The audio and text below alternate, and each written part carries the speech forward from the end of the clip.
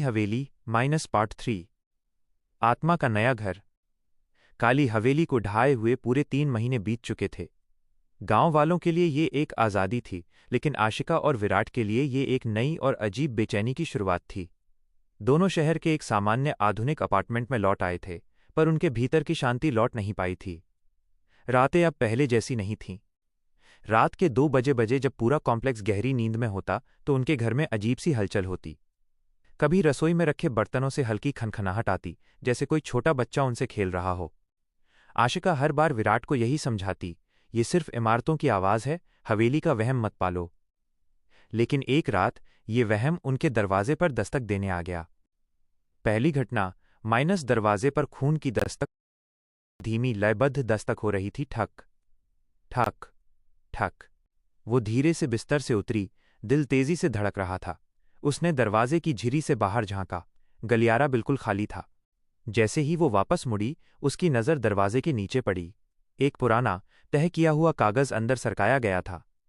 आशिका ने उसे उठाया। वो चौंक गई। कागज़ एक बच्ची की हाथ से बनाई हुई तस्वीर थी। और सबसे डरावनी चीज़ थी, तस्वीर के नीचे का संदेश, जो स्याही से नहीं बल्कि सूखे हुए खून से लिखा गया था। मुझे आपका घर बहुत पसंद आया और मेरी नई हवेली बनने लगी है।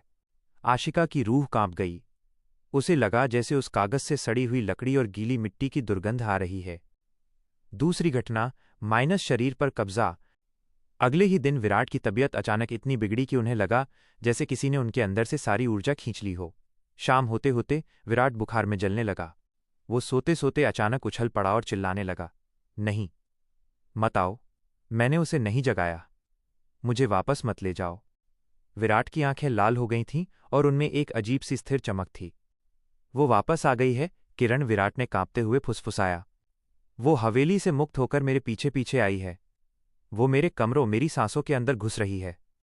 आशिका को अब यकीन हो गया था, घर को आत्मा का नया घर बना रहा है। तीसरी घटना माइनस वार्डरोब का सत्य। आशिका ने उस रात पूरे अपार्टमेंट की सभी लाइटें ऑन कर दीं। लेकिन आधी रात को एक जोरदार ट्रिप की आवाज आई और पूरे अपार्टमेंट की बिजली चली गई। अंधेरा, घना भयावह अंधेरा।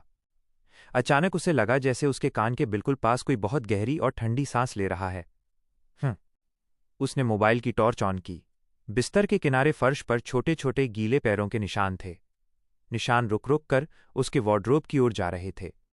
जैसे ही उसने वार्डरोब का दरवाज़ा खोला, अंदर कोई नहीं था, लेकिन नीचे कोने में धूल के ढेर पर एक छोटी सफ़ेद पुरानी और फटी हुई फ्रॉक पड़ी थी, और उस फ्रॉक के सीने पर खून से लिखा था, अब ये कमरा मेरा है। आशिका चीखने भी वाली थी कि अचानक उसके पीछे से विराट की धीमी और खोखली आवाज़ आई, सच्चाई की खोज माइनस विराट का बदल जाना। आशिका एक सन्यासी से मिली, जिन्होंने चेतावनी दी, ये आत्मा तुम्हारे घर में नहीं बल्कि तुम्हारे भाई के शरीर में घर बना रही है। उसका डर, उसकी कमजोरी किरण के लिए दरवाज़ा खोल रही है। यदि जल्दी कुछ नहीं किया तो तुम उसे कभी वापस नहीं पा सकोगी। आशिका भागकर घर लौटी।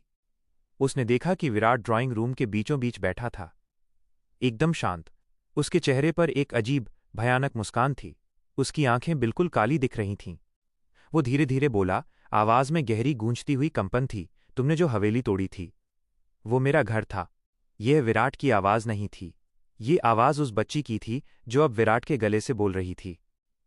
विराट का चेहरा अचानक झटके लेने लगा।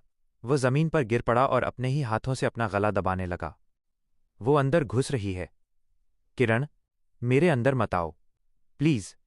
तभी घर की सभी खिड़कियां एक साथ जोर से धड़ाम की आवाज़ के साथ बंद हो गईं। कमरे में ठंडी हवा का एक भयानक भंवर बन गया।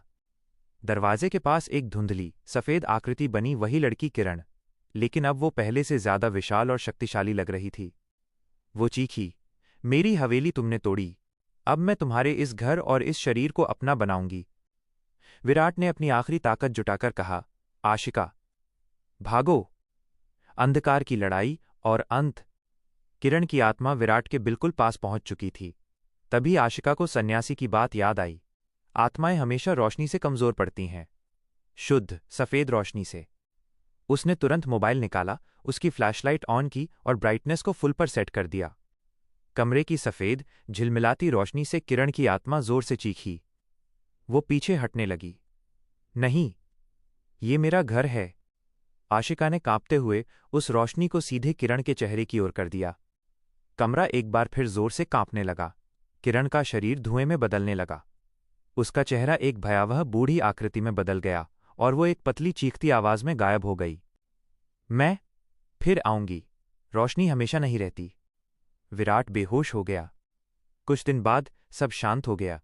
विराट ठीक होने लगा। आशिका ने राहत की सांस ली। लेकिन एक रात जब आशिका अपने बेडरूम में सो रही थी तो उसके पास रखे विराट के लैपटॉप की स्क्रीन अपने आप ऑन हो गई। स्क्रीन पर सफ़ेद अक्षरों में केवल एक लाइन उभरी। घर तो बहुत बड़ा है, तुमने बस एक कमरा खाली करवाया है, मुझे कोई और कमरा मिल जाएगा। इसके साथ ही कमरे की बालकनी से उसी बच्ची की धीमी आनंदित हंसी आई।